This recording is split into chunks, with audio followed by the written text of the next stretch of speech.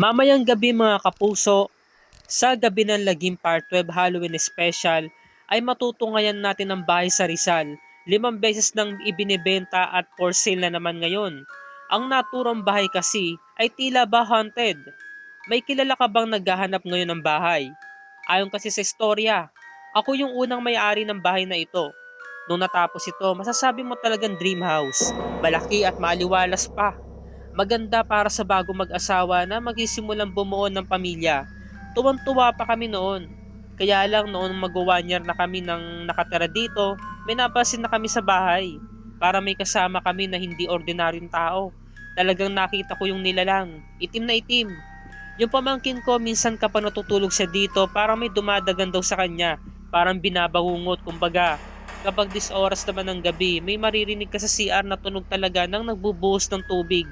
Parang may naliligo. Wala naman tao sa loob.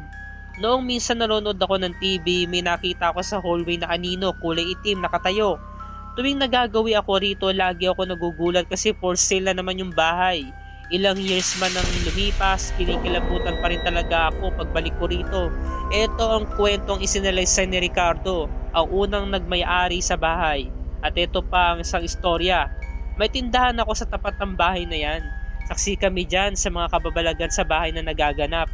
Ako mismo nakaranas eh. Isang beses nga habang nagdi-deliver ako ng gas sa kusina ng bahay, bilang nagbukas at nagsara ang pinto kahit wala namang hangin. May naririnig din daw talaga silang babaeng umiiyak sa atik ng bahay na yan. Pati rocking chair pa nga gumagalaw ng kusa. Ito ang kwentong isinalaysay ni Ronaldo, ang may-ari ng tindahan sa tapat ng bahay. Sa pagpasok ni Ed Kaluwag sa bahay mga kapuso, makakausap niya ang mga nanggagambalang espiritu. Baka may kilala kang naghahanap ng matitirhan dahil ang bahay na for sale ay ibinebenta muli ngayon. Pakatunghayan natin mamayang gabi mga kapuso kung ano ang resulta ng investigasyon ng paranormal expert na si Ed Kaluwag. Ano kayang mga klasing masasamang espiritu ang kanyang makakausap?